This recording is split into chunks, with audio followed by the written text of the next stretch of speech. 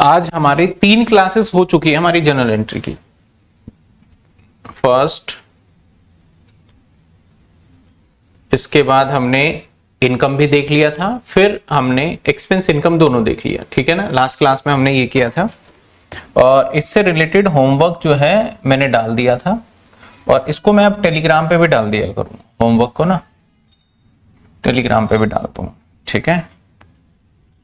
आ जाते हैं, आज अगली क्लास होने वाली है, दैट इज हमारी क्लास नंबर 4, जर्नल एंट्री की क्लास नंबर 4, 04, ठीक है। इसके अंदर क्या पढ़ेंगे हम 04 क्लास में? इसमें हम पढ़ने वाले हैं deposit and withdraw from bank. जब कभी भी हम बैंक में डिपॉजिट कराते हैं, अब बैंक में क्या डिपॉजिट कराएंगे? पैसा, है ना। और जब कभी भी बैंक से विड्रॉ कराएंगे तो कैसे जर्नल एंट्री होगा, तो इसको 2 पार्ट में बांट देते हैं समझने के लिए, थोड़ा अच्छे से समझ जाए हम। तो बैंक में पैसा एक तो जमा कराया जाएगा,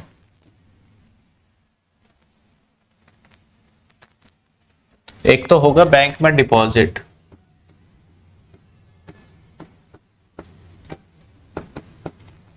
और एक होगा विड्रॉ, एक होगा विड्रॉ।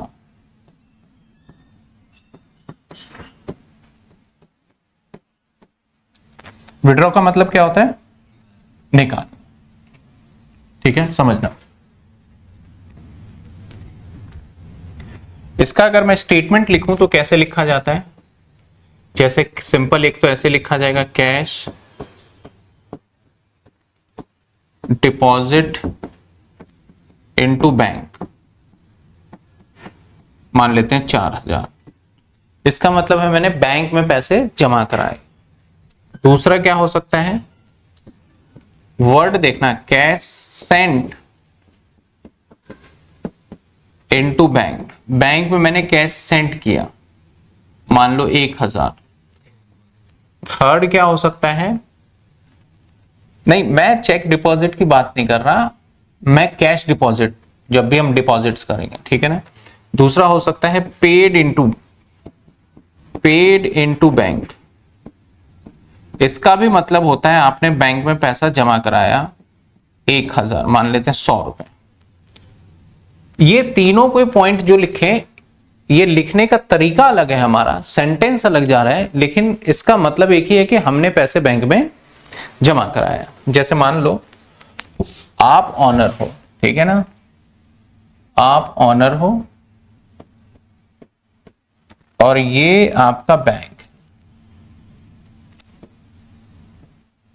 आपका बैंक जैसे मान लेते हैं SBI।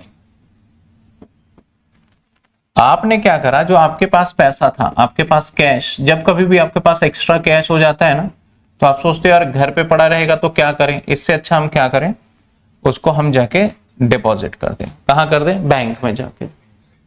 तो जैसे ही हम करेंगे तो कैश तो हमारा माइनस हो जाएगा और बैंक क्या हो जाएगा? पॉजिटिव हो जाएगा। ये बैंक है तो बैंक क्या हो जाएगा हमारा? पॉजिटिव हो जाएगा।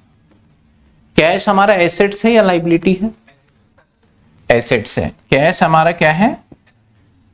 एसेट्स। और आप कह रहे हो सर एसेट्स माइनस होगा, इट मींस मुझे कैश को जर्नल एंट्री में पता है क्या करना होगा।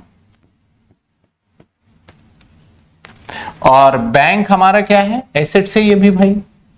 और प्लस बोल रहे हो सर ऐसे तो प्लस होगा, तो यहां पे बैंक को क्या करना होगा हमें?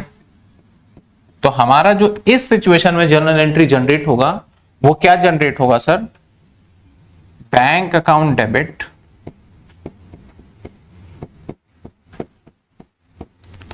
To cash account. क्या हो जाएगा? टू, मान लेते हैं 4000 रुपए और 4000 रुपए। नरेशन लिखेंगे यहां पे, नरेशन क्या लिखेंगे? Being cash paid into bank, bank में पैसा हमने जमा करवाया। देखिए फर्स्ट एंट्री मैंने क्या समझाया कि हम जब भी पैसे बैंक में जमा कराएंगे तो हमारा कैश कम हो जाएगा, और कैश का कम होना एसेट्स का कम होना, इसलिए उसको हम जनरल एंट्री में क्या कर रहे हैं, क्रेडिट कर रहे हैं। और बैंक बढ़ जाएगा इसलिए जनरल एंट्री में क्या कर रहे हैं, हम डेबिट कर रहे हैं। समझ में आया? तो अब जनरल एंट्री अगर बनाए तो एक को क्रेडिट करना है और एक को, तो क्रेडिट किसको करना है, कैश को, और डेबिट किसको करना है। तो हमारा जनरल एंट्री जो ड्रॉ हुआ वो हुआ bank account debit to cash account. बात समझ में आई आपको? सेम विड्रॉ जब करना होगा तो कैसे कैसे सेंटेंस होगा, जैसे कि कैश विड्रॉ ₹4,000। अब ये बताए नहीं कहां से निकाला है, तो सिंपल समझ जाओ बैंक से ही निकाला हो। दूसरा कैश विड्रॉ फ्रॉम बैंक 1,000। तीसरा अब हम चेक को एनकैश ₹500।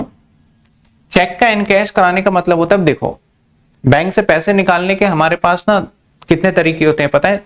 हमारे पास जनरली देखा जाए, एक तो हम एटीएम से निकालते हैं और एक बैंक में जाके निकालते हैं। एटीएम से तो अगर आपके पास एटीएम कार्ड है तो निकाल लोगे, आजकल वैसे ना अंगूठा लगा के भी बहुत जगह से निकल जाता है। तो एटीएम और बैंक, बैंक में भी पैसे निकालने के दो तरीके हैं, या तो आप फॉर्म भर के दोगे, और जो प्राइवेट बैंक होती है बोलते हैं हम फॉर्म ही नहीं देते भाई तुम्हें, उसने हटा दिया है फॉर्म। तो भाई कैसे निकाले, चेक से निकालना होगा। तो आप चेक के ऊपर, जैसे चेक होता है ना, उस चेक के ऊपर साइन करके दोगे और वहां सेल्फ लिखोगे, और फिर आप चेक दोगे बैंक वालों को और आपको वो पैसे दे देगा। तो उसको बोलते हैं चेक का एनकैश कराना। एनकैश मतलब कैश तो लिया है आपने थ्रू चेक, तो इसमें भी आपने पैसे क्या करें, निकाले। क्या करें, आपने निकाले। अब बताओ, देखो अगर मैं एग्जांपल लूं, मान लो ये ओनर है, ये बैंक है, ठीक है, ये बैंक है और ये ओनर है। तो जब पैसे निकालेंगे तो यहां से पैसे निकल के कहां आ जाएगा, तो ओनर के पास क्या होता है, और ये क्या है हमारा, तो बैंक इस सिचुएशन में माइनस होगा प्लस होगा, क्योंकि भाई बैंक से पैसा तो निकालोगे ना, तो क्या होगा ये, और कैश क्या होगा, प्लस हो जाएगा। अब बैंक माइनस हो रहा है तो मुझे डेबिट करना चाहिए, क्रेडिट करना चाहिए। एसेट्स कम हो रहा है तो क्या करना चाहिए, क्रेडिट करना चाहिए, और कैश प्लस हो रहा है तो क्या करना चाहिए। तो अब जर्नल एंट्री क्या होगा हमारा, जर्नल एंट्री बनाएंगे हम तो कैसे बनेगा, पहले डेबिट वाले को सोचते हैं। तो डेबिट कैश को करना है तो एंट्री बनेगा हमारा cash account debit to bank account, और मान लेते हैं पहली एंट्री 4,000 है और 4,000 बीइंग कैश विड्रॉ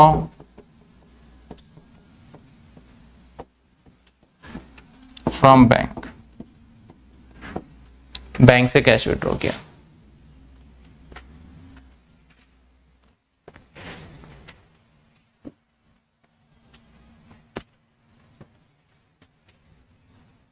बताओ समझ में है? और ये तीन तरीके से बोला जा सकता है, इनका मतलब ही क्या है हमारा, बैंक से पैसे निकालना। चाहे चेक एंड कैश बोलूं तब भी यही जनरल एंट्री, कैश विड्रॉ बोलूं तब भी यही जनरल एंट्री, कैश विड्रॉ। कई बार ना एक ऐसा वर्ड आ जाता है जो इसका पार्ट नहीं है, इसको मैं अलग से कराऊंगा। जैसे होता है cash withdraw for personal use, तो ये ड्राइंग होता है, ये अभी मैं नहीं करा रहा है, ये मैं धीरे धीरे आगे कराऊंगा। कहीं आप देखो कैश विड्रॉ सर इसमें भी तो है, तो इसकी एंट्री यही होनी चाहिए, नहीं उसकी एंट्री क्या होगी, अलग होगी, क्योंकि वहां पे वर्ड क्या आ गया, और पर्सनल यूज आते ही क्या बन जाता है हमारा, ड्राइंग बन जाता है। समझे बात? तो ये था हमारा डिपॉजिट और विड्रॉ, बैंक में पैसे जमा करने और बैंक में पैसे निकालने। इसके बाद आगे देखेंगे हम पेड और रिसीव। पेड और रिसीव, पेड और रिसीव का मतलब क्या है? किसी पर्सन को या किसी कंपनी को पैसा देना या चेक देना।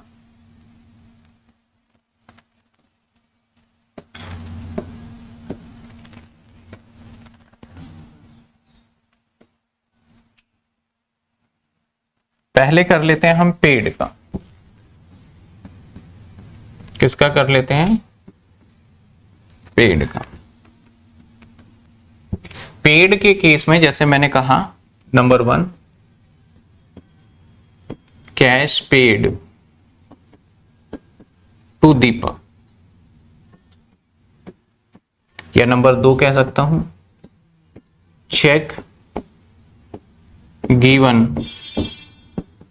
टू राजा 1500। तीसरा कह सकता हूं पेड टू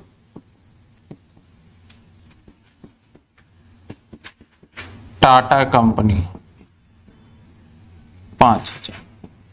तो इसका मतलब मैं पेमेंट करूंगा। अब पेमेंट मैं 2 ही तरीके से कर सकता हूं, या तो मैं चेक दे दूंगा या मैं नगद दे दूंगा। तो आप यहां का रूल देखो, जब मैं पेमेंट करूंगा तो एक तो मेरे कैश या फिर बैंक, ये दोनों पता है क्या हो जाएंगे? जब पेमेंट करूंगा तो पैसे दूंगा तो हमारे पास से तो क्या हो जाएंगे? माइनस। और जो पर्सन है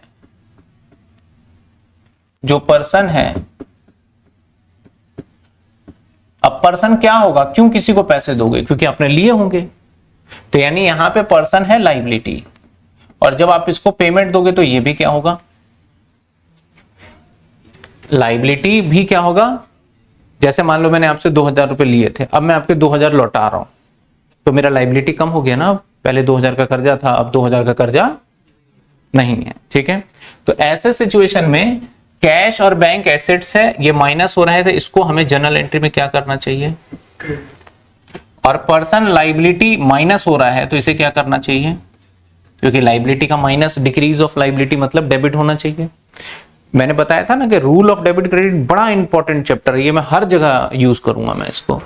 तो वहां पे डिक्रीज और इंक्रीज वो ऐसा मत समझना है एक क्वेश्चन तक कर लिया बात खत्म, वो पूरे में यूज होना है और उसी से लॉजिक डेवलप होगा आपका सारा। तो अब मैं जर्नल एंट्री जब करूंगा तो जर्नल एंट्री में क्या करूंगा? मैं पर्सन को करने वाला हूं डेबिट। तो इस सेंटेंस में पर्सन कौन है? दीपक। तो मुझे दीपक को क्या करना होगा? दीपक डेबिट। दीपक नाम है तो अकाउंट आएगा नहीं। और क्रेडिट किसको करूंगा? कैश या? तो जब कुछ भी नहीं बोला जाता तब कैश ही होता है, और यहां कैश तो बोल ही जाता है, तो कैश को क्या करना पड़ेगा मुझे? टू कैश अकाउंट 1000 रुपए। समझ में आया ये क्यों जर्नल एंट्री ऐसा बना? इसका नरेशन क्या होगा? Cash paid to Deepak. समझे? अब बताओ इसका एंट्री क्या होगा? Cheque given to Raja.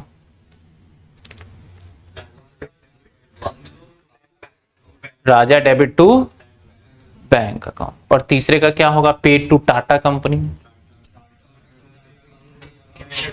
Tata company account debit to cash. बाकी का जो मैंने छोड़ दिए हैं वो आपको जब नोटिंग करोगे तो करने हैं वो आपको। समझे आप? ऐसा ही एक और क्या हो सकता है? ये तो हो गया हमारा पेड का, तो ऐसा ही हो सकता है हमारे किसका? सर रिसीव का। अब रिसीव करोगे तो किसी से 2 ही चीज रिसीव कर सकते हो। नंबर 1 या तो आप कैश रिसीव कर सकते हो,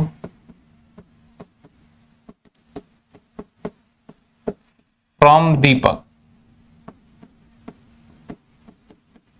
या फिर आप दूसरा चेक रिसीव कर सकते हो ₹4000 फ्रॉम राम, या फिर आप रिसीव फ्रॉम मोहन। अब यहां पे तो बता ही नहीं भैया क्या रिसीव किया, तो जहां कुछ नहीं होता अकाउंट्स में वहां पे हम कैश मान लेते हैं। ठीक है, अब इसका रूल देखो। अब भाई हमारे पास एक तो कैश पे फर्क पड़ रहा है और एक बैंक पे, बताओ कैश और बैंक पे कैसे फर्क पड़ रहा है, बताओ कैश और बैंक पे कैसे फर्क पड़ रहा है, क्योंकि ये हमारा प्लस होगा। रिसीव करोगे या तो चेक रिसीव कर लोगे भाई, तो बैंक फर्क पड़ गया, और कैश रिसीव कर रहे हो तो कैश फर्क पड़ गया। अब आप पैसे पता है कब लेते हो, जैसे मैंने मान लो उधार माल बेचा आपको, तो जो पर्सन है वो एक तरीके से कहीं ना कहीं वो मेरा डेटर होगा, और डेटर का मतलब ये हमारा एसेट होगा, और जैसे ही आप मेरे पैसे दे दोगे मेरा ये वाला एसेट्स घट जाएगा। मान लो आपसे 2000 रुपए मुझे लेने हैं, तो मेरे डेटर कितने के हैं 2000 के, और आपने मुझे 2000 दे दिए, तो अब मेरा डेटर कितने का बचा, 0 का बचा। पहले कितने लेने थे 2000, तो मैं बोल रहा था तुम मेरे डेटर हो, कितने के डेटर हो 2000 के, अब आपने 2000 दे दिए, तो अब डेटर कितना बचा। तो जब डेटर पैसे देता है तो घट जाता है ना, तो डेटर होता क्या है एसेट्स, मैंने यही बोला यहां पे एसेट्स घटेगा भाई। तो अब इस सिचुएशन में देखा जाए तो इसको डेबिट करना चाहिए क्रेडिट करना चाहिए, इसको बताओ, इसको करना चाहिए, और इसको क्या करना चाहिए, इसको क्या करना चाहिए, सबको समझ में आ रहा है क्रेडिट। अब जर्नल एंट्री में मुझे डेबिट पता चल गया, कैश को करूंगा या बैंक को, और क्रेडिट कर दूंगा जो भी पर्सन होगा जो भी नाम होगा, तो एंट्री क्या जनरेट होगा बताओ, कैश अकाउंट डेबिट टू दीपक और 1000 रुपए, बीइंग कैश रिसीव फ्रॉम दीपक। समझे। अगली एंट्री क्या होगी बताओ, चेक रिसीव किया हमने, बैंक अकाउंट डेबिट टू, क्योंकि यहां पे चेक रिसीव हो गया है, 4000 है, ठीक है। और उससे अगली एंट्री बताओ, receive from Mohan, cash account debit to. बात समझ में आ रही है। तो जो मैंने बाकी के छोड़ दिया ना, एक एक एंट्री कर रहा हूं, और आपको नोटिंग पूरे फॉर्मेट में ही करना है। मैं तो आपको करके समझा दिया, फॉर्मेट भी आपको पता है कि कैसे बनता है, तो आप जब नोटिंग करोगे तो फॉर्मेट में करोगे। यहां तक क्लियर है। तो आज की क्लास में हमने क्या करा, एक तो डिपॉजिट करते हैं तो उसकी जर्नल एंट्री क्या है, और विड्रॉ करते हैं तो उसकी जर्नल एंट्री क्या है, और एक हमने करा जब हम किसी को पेमेंट करते हैं तो उसकी जर्नल एंट्री क्या है, और जब रिसीव करते हैं तो उसकी जर्नल एंट्री क्या होगी। बात समझ में आई यहां तक कोई दिक्कत। अब अभी तक हमने कर लिया बिजनेस स्टार्ट की, एक्सपेंस की। एक्सपेंस में दो टाइप थे, परचेज और अदर एक्सपेंस। इनकम जिसके अंदर दो टाइप था, सेल्स और अदर इनकम। और एक हमने कर लिया बैंक में पैसे जमा करना और बैंक से पैसे निकालना, और एक किसी व्यक्ति को पैसे देना और किसी व्यक्ति से पैसे लेना। यहां तक कर लिया। अब इससे रिलेटेड अब हम ना बुक के क्वेश्चंस को भी देख पाएंगे। अगर मैं आपको बुक के क्वेश्चंस दिखाऊं जो आपके किताब में है, हमारा चैप्टर कौन सा चल रहा है, 8 चैप्टर नंबर है 8। तो 11th TS ग्रेवाल 8 चैप्टर, और इलिस्ट्रेशन, पहले इलिस्ट्रेशन ही देंगे, ठीक है ना, ताकि आप उसके साथ आंसर होगा तो आप जब करोगे तो आपको कॉन्फिडेंस आएगा कि आपने सही कर रखा है या गलत कर रखा है। तो इसके अंदर जो क्वेश्चन है,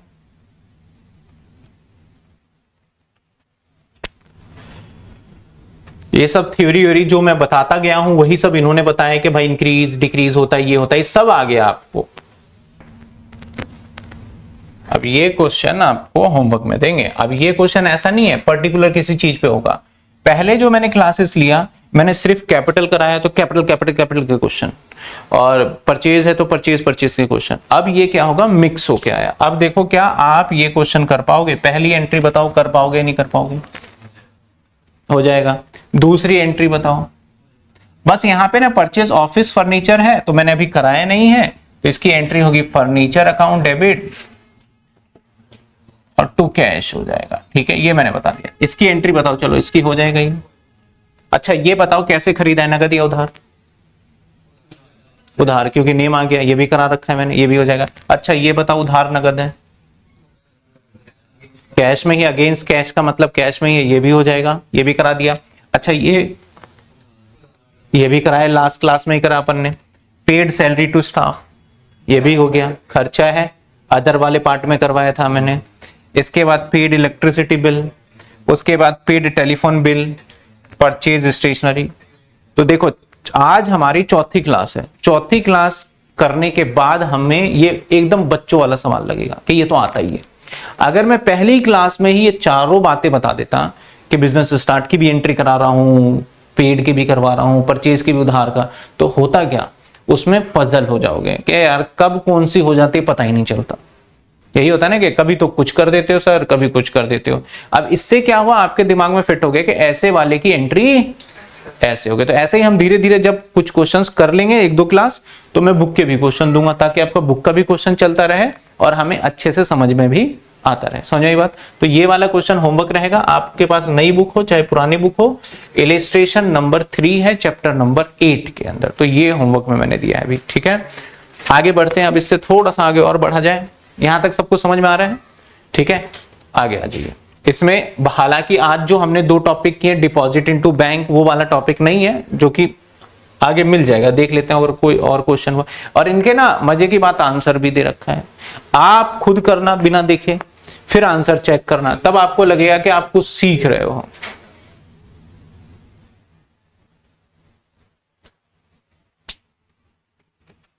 इलिस्ट्रेशन नंबर 4, पहली एंट्री, दूसरी एंट्री, तीसरी, चौथी, पांचवी, चलो पहले अभी एक ही देते हैं, धीरे धीरे चलेंगे, ठीक है ना। अभी नहीं दे रहे, वैसे करना चाहो तो कर सकते हो जाएगा, उसमें रिटर्न वाली एंट्री नहीं होगी, बाकी सारा कर पाओगे।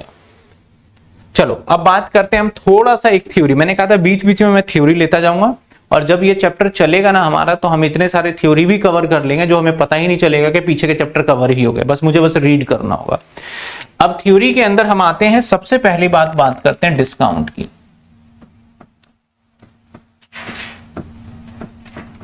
हालांकि डिस्काउंट 2 तरीके का होता है, डिस्काउंट रिसीव और डिस्काउंट अलाउड, लेकिन मैं डिस्काउंट देने वाले की बात कर रहा हूं।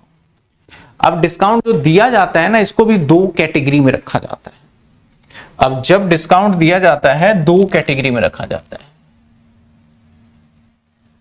हालांकि मैंने पहले स्लाइड नहीं लगाए, लेकिन समझ जाएंगे हम, कोई दिक्कत ही नहीं होगी। एक होता है हमारा ट्रेड डिस्काउंट,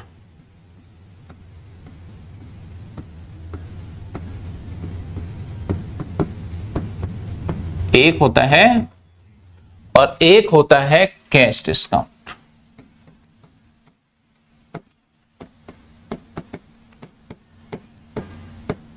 और डिस्काउंट का एक छोटा भाई भी है रिबेट, अभी रिबेट नहीं कर रहे, रिबेट बाद में करेंगे।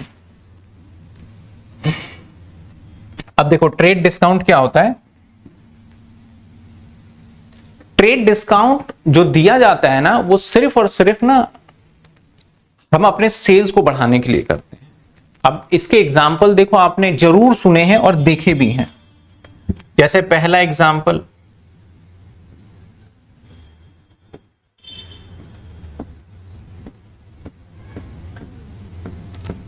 ऐसा देखा होगा दुकान के बाहर 50% ऑफ, देखा है। कई बार ना इसके ऊपर स्टार भी देखोगे आप, ऐसे बना होता है, ठीक है। और कई बार ऐसा भी होता है 50% ऑफ और इसके आगे लिखा होता है ऐसा कुछ। तो अगर फ्लैट नहीं लिखा है तो इसका मतलब उस दुकान में कुछ ही सामान पे 50% ऑफ है, सब पे नहीं, कुछ सामान पे, वो घर बेकार वाले सामान जो पुराने हो गए। और जब फ्लैट लिखा हो 50%, कोई भी सामान हो, सब पे 50% ऑफ। आप जाओ एमआरपी देखो, 50% ऑफ मिल जाएगा। तो फ्लैट वाला कम होता है, ज्यादातर ऐसे देते हैं। और ये ही नहीं, और तो और ऐसे भी देंगे 50% प्लस 80%। कि जो आप ये वीडियो देख रहे हैं, इस वीडियो को बनाने में हमारी बहुत मेहनत है। क्लास को रिकॉर्ड करने से लेके एडिटिंग तक, नोट्स को बनाने तक काफ़ी मेहनत है। तो प्लीज़ आप इस चैनल को सब्सक्राइब जरूर करिए और अपने दोस्तों को भी शेयर करिए कि इस चैनल पे आपको बीकॉम की सारे कंटेंट्स अवेलेबल होते हैं। ऐसे अब इसका मतलब 130% हो जाता है। तो क्या सामान पे 130% की डिस्काउंट मिलेगा? 30% दुकानदार सामान भी देगा और 30% पैसे भी देगा क्या? नहीं। इसका मतलब है 100 रुपए का सामान है तो पहले उस पर 50% घटाओ, जो कि बच गया घटाने के बाद 50 रुपए। अब 50 पे फिर से 80% घटाओ, तो जो कि 50 का 80% कितना होता है हमारा? 40 रुपए। तो आपको सामान जो पड़ेगा वो कितने का पड़ेगा? 10 रुपए का। इसका मतलब ये नहीं है कि 130% का मिलेगा, लेकिन ये मार्केटिंग है। इसके साथ आपने कई बार देखा होगा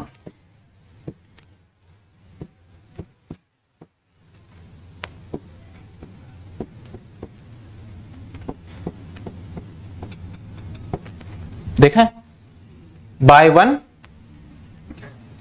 गेट वन फ्री। इसके साथ आपने ये भी देखा होगा कई बार, तो मैं भी कल ही आ रहा था मधुबन चौक पे, तो मधुबन चौक पे ना, जब मधुबन चौक कहाँ पे है, वैसे तो मेट्रो स्टेशन का नाम भी मधुबन चौक कर दिया, पहले पीतमपुरा मेट्रो स्टेशन था। तो जो जिधर विशाल मेगा मार्ट है उस साइड ना दुकानें हैं कुछ, वहां पे एक कोब्स की शॉप है, दुकान मेंस वेयर वगैरह बेचते हैं वो, कोब्स के नाम से। तो वहां पे मैंने पढ़ा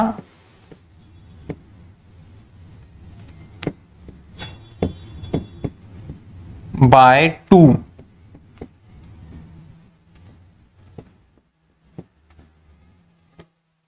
6 फ्री, 2 के साथ 6 फ्री। अब कंपटीशन बहुत तगड़ा है भाई। तो उसके बगल वाले दुकान में मैंने क्या देखा,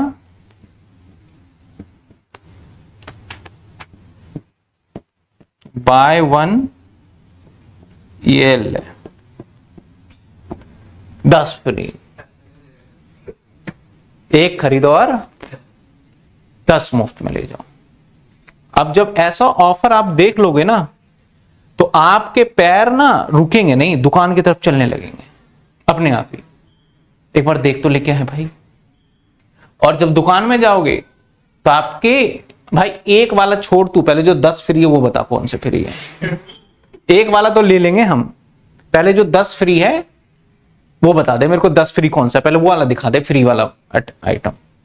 तो ये क्या है, अब पता चला कि एक शर्ट ही 5,000 रुपए का है भाई, और बाकी 10 उसके साथ जो फ्री मिल रहा है, तो आप टोटल मिला के देखोगे 400-500 रुपए की शर्ट पड़ गई आपको।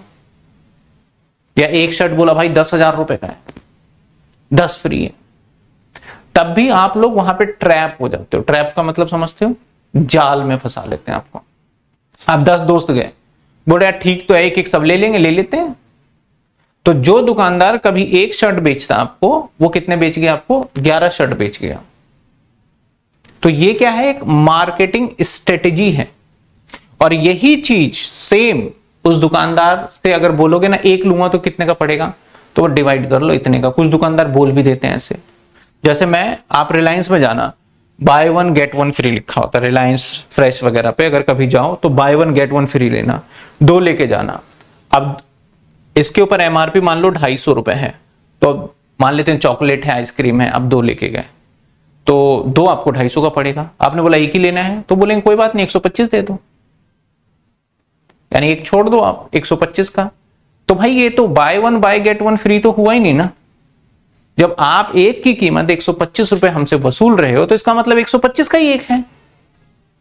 तो ये वाला जो पॉइंट होता है ना, ये जो ट्रेड डिस्काउंट होता है, किस लिए होता है सर? ओनली फॉर आपके सेल्स को इंक्रीज करने के लिए। क्योंकि बहुत कस्टमर को ये पता ही नहीं होगा, शायद आप में से भी कुछ हो सकते हैं जिसको नहीं पता, मैंने आज बताया तो आपको पता चला होगा। फ्लैट वाला, हाँ फ्लैट नहीं पता, ये चीजें आप जो दे रहे हैं उसके साथ। अब कई बार तो ऐसे बोलते हैं बाय मतलब के 99, एक खरीद लो, 2 खरीद लो और तीसरा 99 रुपए का पड़ेगा आपको। तो उस कस्टमर क्या करता है, 99 रुपए का है, आप 2 खरीद लेते हैं तो तीसरा तो 99 का पड़ेगा। उसे एक लेना था, उस चक्कर में वो क्या ले लेता है, 2 ले लेता है और एक और 99 में खरीद लेता है। समझे? तो ये सिर्फ और सिर्फ सेल्स को बूस्ट करने के लिए, सेल्स को बढ़ाने के लिए होता है इसका। तो ये बिजनेस के लिए लॉस है क्या? डिस्काउंट दे रहा हूं तो क्या बिजनेस के लिए कहीं से कहीं तक लॉस है क्या? बताओ, क्या बिजनेस के लिए लॉस है? अच्छा, बिजनेस के लिए ना तो ये लॉस है और ना ही ये प्रॉफिट है। हमारा प्रॉफिट थोड़ी ना हो जाएगा इसमें, हमारा सेल्स बढ़ जाएगा, मानते हैं बिजनेस बढ़ गया, लेकिन प्रॉफिट नहीं बोल सकते इसको। प्रॉफिट का मतलब होता है 10 की चीज 12 में बेच दी, 2 रुपए कमा लिए। यहां तो 10 की चीज 10 में ही बेच रहे हैं ना। तो नो प्रॉफिट नो लॉस। और हमारा अकाउंटिंग कहता है कि आप उसी ट्रांजैक्शन को रिकॉर्ड करोगे जिसमें फाइनेंशियल कुछ इन्वॉल्व हो, यानी आपको नुकसान हो रहा हो, फायदा हो रहा हो, उसको लिखना है। तो इसलिए इसकी अकाउंटिंग अगर मैं बोलूं तो इसकी अकाउंटिंग करने के लिए कोई अकाउंटिंग नहीं की जाएगी। अगर कोई बोले भाई ट्रेड डिस्काउंट बता तू कि बिजनेस के लिए फायदा है, मैंने ट्रेड डिस्काउंट दिया कस्टमर को 50%, बता मेरा नुकसान है फायदा है, तो आपका जवाब होना चाहिए भाई ना तो फायदा है ना ही नुकसान है, और ट्रेड डिस्काउंट को लिखते ही नहीं है बुक्स ऑफ अकाउंट में, कभी भी नहीं लिखते, वो एंट्री नहीं करते इसकी। सिर्फ ये किस लिए होता है? कस्टमर को दिखाने के लिए। और इनफैक्ट इनवॉइस जो होता है ना इनका, इनवॉइस बिल होता है जिसके अंदर वो लास्ट में लिख देंगे ट्रेड डिस्काउंट ये, और उस स्टार मार्क करके ट्रेड डिस्काउंट या इस तरीके से वो लिख देंगे बस, ठीक है ना। तो ट्रेड डिस्काउंट किसको दिया जाता है? जनरली ये ट्रेड डिस्काउंट बल्क ऑर्डर पे दिया जाता है, जब ज्यादा क्वांटिटी खरीदोगे आप तब दिया जाएगा। दूसरा, ये फ्लैट और एक परसेंटेज बेसिस पे दिया जाता है, जो किस पे दिया जाता है? एमआरपी पे, या जिसको हम एमआरपी को पता है क्या बोलते हैं? कैटलॉग प्राइस बोलते हैं। कैटलॉग क्या होता है? जो वो देते हैं ना, किताब से देते थे पहले, अब तो नहीं देते। जैसे आप कहीं पे मैकडोनल्ड पे या पिज्जा पे खाने जाओगे तो सामने लिस्ट लगी होती है, हाँ, मेन्यू जिसको बोलते हैं आज, उसे कैटलॉग भी बोलते हैं अकाउंट्स की भाषा में। तो ये फिक्स परसेंटेज दिया जाता है कैटलॉग पे। तो ऐसे डिस्काउंट को कौन सा डिस्काउंट बोलते हैं? Trade discount. एक दूसरा मैंने बताया कैश डिस्काउंट। ये डिस्काउंट जो है ना, ये हमारे लिए नुकसान, देखो ये कैसे काम करता है इसका देखो। जैसे मान लो मिस्टर एक्स ने मिस्टर वाई को 10,000 रुपए का सामान बेचा, 10,000 का सामान बेच दिया। किसने बेचा? एक्स ने। अब कुछ लोगों का बाय बर्थ ऐसा नेचर होता है। देखो दो तरीके के नेचर होते हैं। एक, अगर आपसे किसी ने पैसे मांगे और बोला मैं कल दे दूंगा, तो वो कल दे देगा, या बोला 2 दिन बाद दे दूंगा तो शायद कल ही दे दे। और एक ने बोला कि मैं कल दे दूंगा, और जब पैसे मांगने जाओगे तो वो कभी नहीं देता। यानी एक ऐसा नेचर वाइज इंसान है जो कि आपसे पैसे भी ले लेगा, आपसे सामान भी ले लेगा। आपसे मान लो पेन ले लिया, कुछ दोस्त ऐसे होंगे पेन ले लिया आपसे और शाम को दे जाएंगे, नहीं तो कल यार तेरा पेन रह गया, तो कुछ ऐसे ले जाएंगे, पेन पता नहीं कहां चले गया, मांग के लिया है तब भी नहीं वापस करेंगे आप। तो ये ह्यूमन नेचर है। तो ऐसे मान लो जो वाई है कुछ ऐसा ही है, पैसे देने का इसके मन में ख्याल ही नहीं आता, उधार ले लेता है और पैसे नहीं देता। लेकिन और दुकान पे जब जाएगा तो सामान लेने के लिए इतनी लंबी लंबी बातें करेगा ना, यार कल दे दूंगा, मेरा पेमेंट अभी आ ही रहा है, बस आधे घंटे के लिए मैं परेशान हो रहा हूं, बस जैसे ही पैसे आएंगे तेरे को मैं अभी दे दूंगा, आधे घंटे में मेरा काम बन जाएगा, तेरे पास तो रखा ही है पैसे। मतलब वो आपको ऐसी ऐसी बातें बताएगा जिससे कि आप उसकी बातों में आ जाओगे और उसको उधार दे भी दोगे, चल यार ले जा। अब उधार लेने के बाद वो पैसे नहीं रिटर्न करेंगे। अब होता क्या है, मिस्टर एक्स ने इसको उधार दे दिया, मान लेते हैं इसने उधार दिया, अभी मई मंथ चल रहा है तो मई में उधार दे दिया। अब इसने बोला मैं अभी दे दूंगा जून में, लेकिन भाई ये जून हो गया, जून निकल गया, जून एंड भी हो गया, लेकिन इसने पैसे नहीं दिए। अब बोला यार दे जाएगा, जुलाई भी हो गया भाई, अब नहीं दे रहा ये पैसे, जुलाई में भी नहीं दे रहा, बोल रहा। हार मान के अगस्त में इसने फोन किया कि भाई मेरे पैसे तो दे। इसने बोला अरे मेरे दिमाग से निकल गया था, आप फोन कर देते पहले। लेकिन वो पैसे थे मेरे पास, अभी कल ही पैसे थे मेरे पास, वो खत्म हो गए बस अभी, अब मैं चलो इस महीने में आपका पक्का कर दूंगा मैं। इसने भी सोचा चलो अगस्त में दे देगा, अगस्त भी चला गया, सितंबर भी आ गया, सितंबर के बाद फोन उठाना बंद। और भूले भटके कई बार अगर फोन उठा भी ली किसी नंबर से, अरे मेरा फोन खराब हो रहा है, पता ही नहीं चलता किसका नंबर किस में जा रहा है, समझ ही नहीं आ रहा हमें तो, ठीक है ना, किसी का दिखता ही नहीं नंबर, मेरा डिस्प्ले खराब हो गया, अब किसी का फोन ही नहीं उठा पा रहा हूं, या फिर बीमार हो गया हूं, कहीं चला गया हूं। तो अब इसको समझ में आ गया ये आदमी बड़े फांदेबाज आदमी है, मतलब झूठ बोल रहा है ये कि भाई पैसे दे दूंगा, नहीं दूंगा, कल दूंगा, परसों दूंगा। तो अब यहां पे ये अकाउंट्स का इस्तेमाल करके पैसे निकाल लेगा, इससे अकाउंट्स का इस्तेमाल करके पैसे निकाल लेगा। देखो ये पैसे नहीं दे रहा है, लेकिन कहीं ना कहीं इसके मन में एक बात रहता है यार उसके पैसे देने हैं, फोन ना आ जाए क्या कर ले। अब ये बोलेगा देख तेरे से लेने हैं 10,000, तू मुझे 5 दिन में पैसे दे दे, मैं तुझसे 7,000 रुपए लूंगा। 5 दिन में पैसे दे दे, और तू 10 मत दियो, तू 7 ही दे दियो। लेकिन 5 दिन बीत गए, अगर तूने पैसे नहीं दिए तो मैं 12,000 रुपए लूंगा भाई, ब्याज के साथ लूंगा पैसे। तो अब बताओ इसका क्या माइंडसेट थोड़ा चेंज होगा। बोले यार जल्दी से चल, 10 के बदले 7 ही देते हैं, कहीं से उधर उधर से फिर किसी को फांदेबाज है तो किसी से फिर लेगा ये, और फिर ये पकड़ा देगा भाई, ये तो काम ही इसका ये है। तो ऐसे सिचुएशन में अगर किसी से पैसे जल्दी रिकवरी करने हैं आपको, तब वहां पे कौन सा डिस्काउंट दिया जाता है, कैश। और जल्दी पैसे लेने को पता है क्या बोलते हैं, प्रॉम्प्ट पेमेंट, प्रॉम्प्ट पेमेंट बोलते हैं। और ये डिस्काउंट हमारा, देखो इसका नुकसान हो गया ना, 10 मिलने थे और 7 ही मिले, 3 का तो नुकसान हो गया, तो ये बिजनेस के लिए लॉस है। और इसको हम अकाउंट्स में रिकॉर्ड करेंगे, और इस वाले को अकाउंट्स में रिकॉर्ड करेंगे या नहीं करेंगे, नहीं करेंगे। ये जल्दी पैसे रिकवर करने के लिए दिया जाता है, और ये सेल्स को बढ़ाने के लिए दिया जाता है। ये हर पर्सन को नहीं दिया जाता, ये हर एक पर्सन को दिया जाता है। मॉल में जाओगे तो ऐसे थोड़ी बोलेगा भाई कोट पैंट पहन के आया उसी को देंगे हम, बाय वन फ्री, सबको देंगे, अमीर हो चाहे गरीब हो, सभी को ये वाला डिस्काउंट मिलता है ट्रेड। और ये गरीब को दिया जाता है, जो लगता है कि भाई नहीं दे सकता पैसे, चल ठीक है यार तू कम ही दे दे, ले जा तू, रेट टू रेट ले जा मेरे से सामान बस। तो ये थोड़ा सा इसलिए दिया जाता है, मदद करने के तरीके से। तो एक वर्ड आता है यहां पे बुक्स ऑफ अकाउंट, एक शब्द आता है यहां पे बुक्स ऑफ अकाउंट शब्द है। सर ये बुक्स ऑफ अकाउंट का मतलब क्या होता है, बुक्स ऑफ अकाउंट जो आप अपने रजिस्टर में एंट्री कर रहे हो ना, जर्नल एंट्री सीख रहे हो, ये बुक्स ऑफ अकाउंट। यानी आपका वो काम, ऐसा कोई भी काम जिससे आपको प्रॉफिट निकालने की तरफ जा रहे हो, अपने बैलेंस शीट में एसेट्स यानी बिजनेस के सारी चीजों को कैलकुलेट करने की तरफ जा रहे हो, उसको बुक्स ऑफ अकाउंट बोलते हैं। जनरली हमारे बुक्स ऑफ अकाउंट में 2 चीजें आती हैं। अगर बुक्स ऑफ अकाउंट की बात करें तो 2 चीजें आएंगी, एक आएगा हमारा प्रॉफिट एंड लॉस, एक आएगा हमारा प्रॉफिट एंड लॉस अकाउंट, एक आएगा हमारा बैलेंस शीट।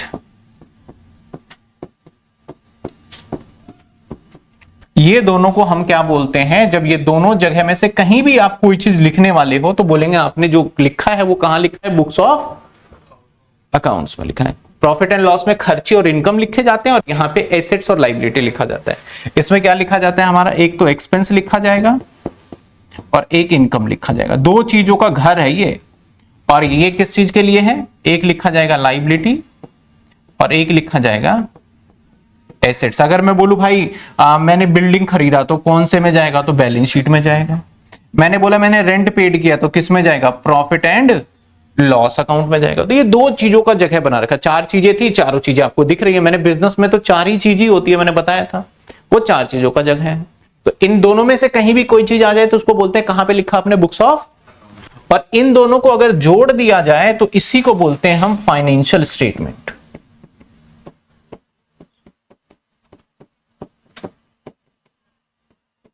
इसी को क्या बोलते हैं हम, कई बार आपने थ्योरी के टाइम पे जब पढ़ा रहे होंगे स्कूल में तो फाइनेंशियल स्टेटमेंट का नाम सुना होगा कि फाइनेंशियल स्टेटमेंट में नहीं दिखाते, बुक्स ऑफ अकाउंट में नहीं दिखाते, तो ये फाइनेंशियल स्टेटमेंट की बात करते हैं। वो समझ में आई बात आपको।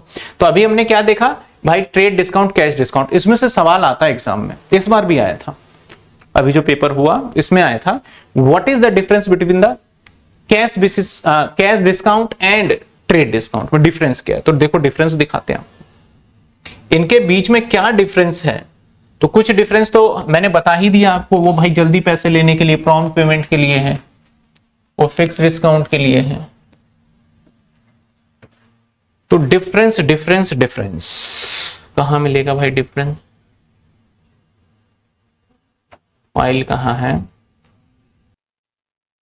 ये देखिए, ये कुछ डिफरेंसेस है जो कि आपको लिख के आना है एग्जाम में। सबसे पहले बोलता है ट्रेड डिस्काउंट है, ये एक सर्टेन क्वांटिटी पे दिया जाता है जब हम खरीदते हैं। जैसे 10 पीस खरीदोगे, बाय 2 गेट 6, एक लेने जाओगे तो नहीं देगा वो। और ये payment made with in a certain period, जब आप उस टाइम के भीतर पेमेंट दे दोगे तभी ये वाला डिस्काउंट मिलेगा। जैसे मैंने उसको बोला था भाई 5 दिन में पैसे देगा तो 7,000 दे दियो, नहीं तो भाई मैं ज्यादा लूंगा। दूसरा, it's allowed increase the sale, ये किस लिए दिया जाता है? बताया, सेल्स बढ़ाने के लिए। ये बोलता है it's allowed prompt payment from customer, prompt का मतलब जल्दी, ये कस्टमर से जल्दी पैसे लेने के लिए दिया जाता है। दोनों पॉइंट समझ में आ गए? कोई डाउट? तीसरा, it is deduct from invoice itself, it is not records in the books of account ledger account. ये इनवॉइस में से माइनस तो हो जाता है, लेकिन इसको हम बुक्स ऑफ अकाउंट में नहीं दिखाते। समझ में आए? नहीं दिखाते। It is not deduct from invoice, ये इनवॉइस से नहीं घटाया जाता है। और कैश डिस्काउंट रिसीव या जो भी हो, दोनों को लिखा जाता है। अब देखो, जब कैश डिस्काउंट होगा ना, जैसे उसको बोला था मैंने मेरे से 10,000 का सामान खरीदा, मैंने 10,000 का ही बिल दिया होगा ना। जब मैंने 7,000 लिया तो क्या बिल में मैंने लिखा था कि मैं अगर तू पैसे नहीं देगा तो मैं 3,000 छोड़ दूंगा? नहीं लिखा था कुछ ऐसा। तो ये बिल में से माइनस ये वाला डिस्काउंट, और ये वाला तो मैं स्टार्टिंग में बोल देता हूं भाई तेरे को मिल गया डिस्काउंट। आप कभी भी लाइफ में सामान को कैश लेने जाओ और एक उधार लेने जाओ, फर्क साफ दिख जाएगा। कोई भी सामान, आप घर के लिए सामान लेने चले जाओ, होम अप्लायंसेस वगैरह जो होते हैं, मोबाइल फोन लेने चले जाओ, आप बोलोगे फाइनेंस कराना है तो आपको बोलेगा 15,000, आप बोलोगे कैश देना है तो बोलेगा चलो 200 कम दे देना। जब भी आप किसी से बात करो सामान लेने की, तो उससे पहले ऑप्शन पूछ लो कैसे कैसे है, तो बोलेगा सब कुछ हो जाएगा, कैश भी है, फाइनेंस भी है, ये भी है। तो आप उससे सीधा सीधा बोलो मुझे कैश में लेना है, बढ़िया रेट दो मुझे, तो वो सस्ता रेट देंगे। फिर आप बोलो अगर इससे फाइनेंस कराना है तो क्या, फिर वो बोलेंगे यार पहले तो कैश में बात हुई थी, अब फाइनेंस में थोड़ी होगा, वो कुछ खर्चे होते हैं, ये होते हैं, वो होते हैं। तो वो उल्टी सीधी बातें पढ़ाने की कोशिश करेगा। लेकिन आप वो कैश में ले लोगे तो बेनिफिट रहेगा, क्योंकि फाइनेंस में पता है ना कि इस कस्टमर के पास पैसे ही नहीं खरीदेगा, इधर उधर घूम फिर के मेरे पास ही आएगा और लेके जाएगा। ये मजबूर इंसान है, तो इसका फायदा उठाओ। और नगद में तो पता है कि भाई मैंने अगर थोड़ी सी भी इससे बोला कि कम डिस्काउंट, और मेरे आस पड़ोस बगल के अंदर जो दुकान है वो इतना कॉम्पिटिटिव मार्केट है कि वो 50 रुपए कम देगा, वो वहां चला जाएगा। तो मैं कैश वाले कस्टमर को छोड़ता ही नहीं। अच्छा, दूसरी बात, एक और बात होती है कैश में भी, एक फोन पे और एक नगद। तो जिसको जब नगद पैसे दोगे ना, नगद, तो वो थोड़ा और सस्ता देने की कोशिश करता है। और जो फोन पे गूगल पे करते हो, बैंक में पैसे पहुंचते हैं तो बोलते हैं ये सर बड़ी दिक्कत होगी, ये फिर टैक्स भी भरना पड़ेगा, जीएसटी भी लग जाएगा, ये भी लग जाएगा। व्हाइट मनी और ब्लैक मनी में फर्क है। जो आप दुकान से मान लो मदर डेयरी में गए दूध लेने, 10 रुपए का या 50 रुपए का दूध लेके आए मदर डेयरी से, that is a black money. और व्हाइट मनी क्या, फोन पे से पैसे दे दिए तो कौन से मनी हो गए वो? तो क्योंकि जो पैसे सरकार की नजरों में नहीं आ पाएंगे उसको ब्लैक मनी बोलते हैं। और दुकानदार आज के टाइम पे चाहते ये हैं जो कि कैश में। आप गोल्ड लेने जाना, नगद में लेने जाओ, आपको कुछ नहीं बोलेगा।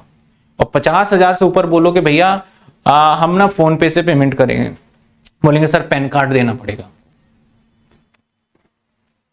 आपसे सब कुछ पूछ लेंगे वो, पता वता, क्योंकि सरकार ने बोल रखा है कोई भी गोल्ड एक ऐसा सामान है, कोई भी लेने आता है व्यक्ति जो 1,00,000-2 लाख रुपए का लेता है तो उसका सारा पता वता नोट करके मुझे बताना, तुम्हारी जिम्मेदारी नहीं तो तुम्हारे दुकान पे ताला लगा दूंगा। तो जब आप सामान खरीद रहे होते हो ना, तो ये मत समझना सरकार को नहीं पता चल रहा है, सरकार को वही बताएगा जो आपको सामान बेच रहा है। और आप बोलोगे भैया मैं ये सब नहीं दूंगा, तुम्हें देना है तो बताओ, तो फिर वो बोलेंगे कैश में दे दो, मैं कुछ भी नहीं लूंगा तुमसे। कैश में दोनों का फायदा, खरीदने वाले का फायदा, सरकार के पास डिटेल नहीं जा रहा, बेचने वाले का फायदा, सरकार के पास डिटेल नहीं जा रहा। तो जब भी प्रोडक्ट डील होता है ना, ज्यादा से ज्यादा वो कैश में डील करते हैं। तो समझ में आया ट्रेड डिस्काउंट अलग अलग, जैसे 50,000 का ले लिया, फिर थोड़ी देर में 50,000 का। हाँ, तो आप पेमेंट कैसे कर रहे हो? फोन पे। फोन पे देखो, फोन पे गूगल पे कर रहे हो तो सरकार के पास तो रिकॉर्ड है ही है। आप फोन पे करोगे तो अपने बैंक से ही करोगे ना। आप बैंक से जब भी पेमेंट करोगे तो होता क्या है, देखो सरकार के पास हर एक चीज, इनकम टैक्स, किसी दिन मैं अभी रिटर्न का फाइल आएगा तो मैं दिखाऊंगा, इनकम टैक्स में सारी चीजें पता चल जाती है कि आपने कहां कितने कितने पैसे खर्च किए, पैन कार्ड से सब डिटेल होता है उसके पास। कहीं सोचो कि मैंने यहां पैसे लिए, ये प्रॉपर्टी ले लिया, ये बेच दिया, या इसमें अगर आपने ऑनलाइन किया है तो वो वहां दिख जाएगा कि आपने ये काम कर रखा है। और पहले के टाइम पे इतना नहीं था, अब ज्यादा हो गया, ये फोन पे गूगल पे। तो सामान ज्यादा से ज्यादा कोशिश करना चाहिए कि हम नगद में खरीदें, तो आपका सेफ्टी रहता है। नहीं तो कल के दिन सरकार जो है उस हद पे उतर जाएगी कि आपको एक एक रुपए खर्च करने पे भी आपको हिसाब देना पड़ेगा कहां से पैसे आ रहे हैं। और ये आप एक चीज ध्यान रखना कि एक एक रुपए जो आप खर्च कर रहे हो फोन पे गूगल पे और इससे खर्च कर रहे हो, तो वो ये डिटेल मांगेगी कहां से पैसे आए हैं। जबरदस्ती आपसे सारी चीजें पूछा जाएगा कल के दिन। तो इसलिए मेक श्योर एटीएम से निकाल लो, ज्यादा टेंशन नहीं है, या कैश आ जाए तो कैश खर्च करो, वो ज्यादा बेनिफिशियल है। घर वालों को भी बोलो भैया ये फोन पे गूगल पे में ज्यादा करोगे तो फिर दिक्कत होगी। आप जो है ज्यादा से ज्यादा कोशिश करिए कि अगर आपका, मान लेते हैं जैसे जो फुटकर विक्रेता होते हैं, छोटे मोटे व्यापारी हैं, बड़े व्यापारी को तो भैया ऑनलाइन आना ही पड़ेगा जीएसटी वीएसटी में, नहीं तो फिर सरकार तो उस पर शिकंजा पक्का है कि सील विल हो जाएगी दुकान। जो छोटे व्यापारी हैं, कुछ छोटे मोटे दुकान करते हैं, तो बोलो भैया नगद में काम करो, बैंक में पैसा मत रखो। आपको प्रॉपर्टी भी लेना है तो प्रॉपर्टी ले लो, और प्रॉपर्टी लेने के बाद फिर उस चीज को आप कैश में ही खरीदो। ऐसा नहीं कि ये कर रहे हैं, रजिस्ट्री करा रहे हैं, वो कर रहे हैं। तो बड़ा ध्यान रखना पड़ता है। पैसे को आजकल सरकार पता है कितना टैक्स लेती है, 30%। आप लाख रुपए कमा रहे हो तो 30,000 सरकार को दो, और 30 से भी ज्यादा ही होता है, सेस भी ले लेती है। तो आप समझो 1 लाख रुपए आपने कितनी मेहनत करके कमाया, और 30,000 आपको सरकार को देना है। तो ये बड़ा एक ना बहुत हाई टैक्स रेट है इंडिया के अंदर। तो आज हम अभी जितना भी करा उसको पहले नोट करेंगे। यहां से हमारा क्लास नंबर 4 था। अगली क्लास में जो हमने ट्रेड डिस्काउंट और कैश डिस्काउंट किया ना, इसकी जर्नल एंट्री कैसे की जाती है वो सीखेंगे। Journal entry